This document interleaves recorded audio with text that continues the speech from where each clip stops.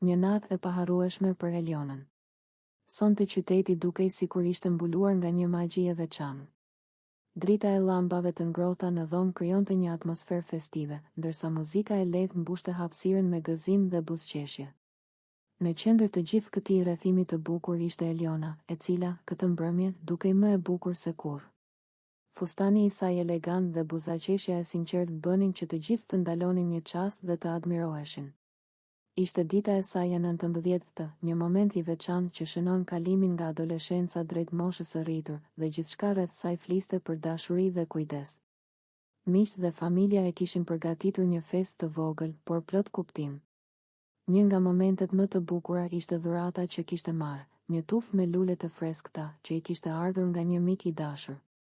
Lulja e parë e tufës dukej sikur fliste vetë, urime, Eliona, je e mrekullueshme. Mes miqve që ishin mbledhur, ishin edhe Londrimi dhe Klodi, të cilët të shikonin me admirim dhe gati me pasion fëmijëror i thonë, hajde, të bëjmë një foto. Ata donin ta kapnin këtë moment të veçantë, ku çdo detaj, çdo buzëqeshje dhe çdo rrezë drite, të shfaqte bukurinë dhe lumturinë e Elionës. Eliona pranoi me një buzëqeshje të ndritshme. Ajo mbante në duar tufën e luleve dhe ndjeu emocionin e gjithë dashurisë që kishte marrë nga të gjithë. Ishte një ndjenjë që nuk mund të përshkruhej lehtë me fjalë, një kombinim i gëzimit, surprizës dhe ngrohtësisë së njerëzve që e donin me të vërtetë. Gjatë gjithë natës, bisedat dhe të qeshurat nuk munguan. Çdo person që afrohej e komplimentonte për bukurinë e saj natyrore, për stilin e fustanit dhe për energjinë pozitive që shpërndante. Londrimi dhe Klodi, me kamerën në dorë, kapnin çdo moment si të donin që ai të mbetej i përjetshëm. Fotografia që morën nuk ishte thjesht një imazh, por një kujtim i çmuar i një nate të paharrueshme. Kur torta u soll dhe të gjithë filluan të këndonin gëzuar ditëlindjen, Eliona ndjeu se çdo buzëqeshje dhe çdo përqafim kishte një kuptim të thellë. Ajo ishte e rrethuar nga njerëz që e donin, dhe kjo ishte më e rëndësishmja. Dhuratat, lule dhe fotot ishin vetëm detaje që pasqyronin dashurinë e madhe që ajo merrte. Në fund të natës, kur drita e festës po fiket dhe muzika dobësohej, Eliona ndjeu një qetësi të veçantë. 19 vjeç ishte vetëm një numër, por kjo natë tregoi se bukuria nuk matet vetëm me pamjen, por me dashurinë dhe kujdesin që njerëzit të afërt të japin. Ajo e dinte se këtë ditëlindje nuk do ta harroj kurrë, dhe secila fotografi që mori, secila lule që mbante, do t'i kujtonte përjetësisht këtë mbrëmje magjike. Në dhomën e rrëfimit koha nuk matet me orë. Aty koha matet me frymëmarrje të rënda, me lotë që bien pa shurmë, me heshtje që flasin më shumë se fjalët. Kur hyj aty, nuk jam vetëm unë. Jam unë dhe gjithë ajo që kam humbur. Jam unë dhe motra ime. Edhe pse nuk shihet, ajo është gjithmonë aty. Kam frikë nga e ardhmja, sepse për mua e ardhmja ka një numër që më trem, 19. Nuk është thjesht një moshë. Është një plagë e hapur. Është dita që jeta vendosi të ma marrë motrën dhe të më lërë mua këtu, duke më pyetur çdo ditë pse. Pse ajo? Pse kaq herët? Pse kaq padrejtësisht? Nuk dua t'i mbush 19 vjeç. Sepse motra ime nuk i mbushi kurrë. Ajo mbeti përgjithmonë aty, e re, e papërfunduar, si një fjali që nuk mbaron kurrë me pikë. Dhe unë kam frikë të vazhdoj fjalin time, sikur po e tradhtoj atë duke jetuar më gjatë se ajo. Kan kaluar 5 vjet që kur ajo u largua. 5 vjet që nga dita kur zemra ime u thye në mënyrë që askush nuk e pa, por unë e ndjeva çdo sekondë. Që atë ditë, asgjë nuk ishte më e njëjtë. Edhe gëzimet nuk erdhen më të pastra. Edhe buzëqeshjet kishin diçka të rreme. Sepse çdo herë që qesh, një zë i vogël brenda meje më thot, po ajo pse nuk qesh më? Motra ime ishte më shumë se motër. Ishte shtëpi. Ishte mbrojtje. Ishte një pjesë e imja që u shkput pa më pyetur. Dhe kur ajo iku, mori me vete një copë të shpirtit tim. Që atëherë, unë jetoj e paplodh. Marr frym, ec, flas, por diçka mungon gjithmonë. Ajo nuk më la kujtime të bukura që të më ngushëllojnë. Më la kujtime që dhembin. Zëra që i dëgjoj në kokë. Momente që më vijnë papritur, në mes të ditës, në mes të natës. Më la lot që dalin pa paralajmërim. Më la dhimbje që nuk di ku ta vendos. Ka ditë që zgjohem dhe për një sekond harroj që ajo ka vdekur. Për një sekond mendoj se do ta shoh, se do të flasim, se gjithçka ishte vetëm një ëndër e keqe. Dhe pastaj realiteti më godet fort. Çdo ditë nga e para. Është një vdekje që ndodh çdo mëngjes. Në dhomën e rrëfimit unë flas edhe për fajin. Sepse po, ndje. Hem fajtore. Fajtore që jam ende këtu. Fajtore që po rritem. Fajtore që ditëlindjet e mia vazhdojnë, ndërsa të sajat u ndalen për gjithmonë. Fajtore që marr frym patë. Dhe askush nuk më mësoi si të jetoj me këtë faj.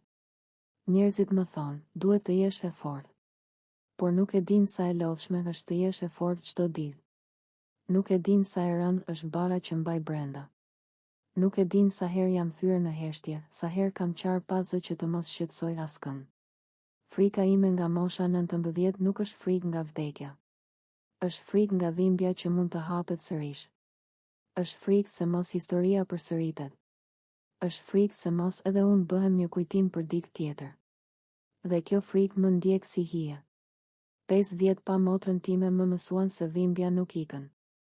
Ajo vetëm ndryshon formë. Herë është e fortë, herë e heshtur.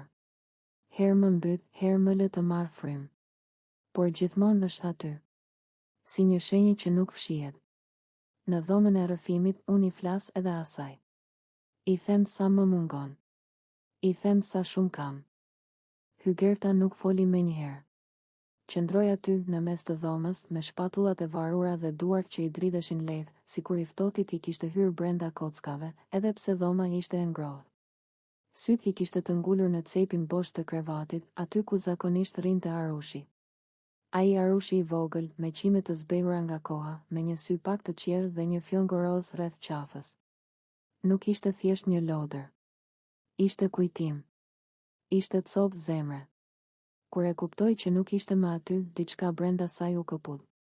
Një zhurmë e padukshme, si kërcitja e një dege të thatë në mpeshën e dhimbjes. Fryma ju pre për një qast dhe buzët ju hapën, por nuk doli zë. Vetëm një dridhje e lehtë, pastaj syt ju mbushën me lodh. Lotët erdhen ngadalë, si shijimet që bie pa u ndjer, por që lag gjithçka. Ku është, përshpëriti më në fund, me një zë që mezi dëgjohej. Labi dhe Ludo ishin aty pranë. Qeshnim pak më herët. Për ta ishte një shaka, një lojë pa menduar. Nuk e kishin kuptuar peshën e asaj që kishin bërë. Kur pan Hygertën, qeshja ju shua, por ishte vonë. Shumë vonë. Një lot u shkëput nga cepi i syrit të saj dhe rëshiti ngadalë poshtë faqes. Pastaj një tjetër. E pastaj edhe një tjetër. Lotët nuk ndaleshin më. Faqet ju njomën, qerpitët ju ngjitën dhe frymëmarrja ju bëhet çrregullt, si e një fëmije që përpiqet të mos qaj, por nuk ia del. E dini çfarë ishte ai Arush për të, tha Hygerta, duke ngritur syt nga ata. Zëri i dridhej. Nuk ishte zë zemërimi, ishte zë dhimbjeje. E dini çfarë i keni marrë? Labi uli kokën. Ludo shikoi nga ana tjetër. Heshtja u bë e rëndë. Ai Arush, vazhdoi ajo, nuk ishte lodër. Ishte kujtimi i fundit. Ishte diçka që e mbante afër kur i mungonte bota, kur i mungonin njerëzit që nuk kthehen më. Zëri ju këput. U ndal për një çast, sikur po mblidhet copat e vetes. Lotët tani i rridhnin lirshëm, pa u fshehur. I binin mbi duar, mbi dy sheme, mbi gjitha të dhimbje që se mbante më dot brenda. Fytyra ju skuq, hunda ju drodh, dhe një ngashërim i mbytur i doli nga kraharori. Ajo flej me të, tha me zë të ulët. E përqafon kur ka frikë. I flet kur nuk ka kujt t'i flas. Dhe ju e morët, si kur të ishte asgjë. Hygerta u ul ngadalë në buzë të krevatit. Shpatullat i dridheshin nga të qarat. Një dorë e çoi te fytyra, por lotët vazhdonin t'i rrëshisnin mes gishtave. Çdo lot ishte një fjalë e pathënë, një kujtim i plagosur, një dhimbje që nuk gjente shërim. Labi bëri një hap përpara. Nuk e dinim, tha me zë të ulët. Po edhe po ta dinit, ju përgjigj Hygerta mes lotësh, duhej ta ndjenit. Ajo ngriti sytë sërish. Ishin të skuqur, të fryrë, por plot ndjenjë. Ka gjëra që nuk merren. Ka kujtime që nuk preken. Ka dhimbje që nuk ngacmohen. Heshtja ra përsëri. Vetëm frymëmarrja e saj e rënduar dëgjohej. Lotët vazhdonin t'i binin në përfaqe, të ngrohtë, të vërtet, të pandalshëm. Në atë moment, Hygerta nuk po qante vetëm për Arushin. Po qante për padrejtësinë, për mungesën e ndjeshmërisë, për gjithë herët kur dhimbja e dikujt është marrë si lojë.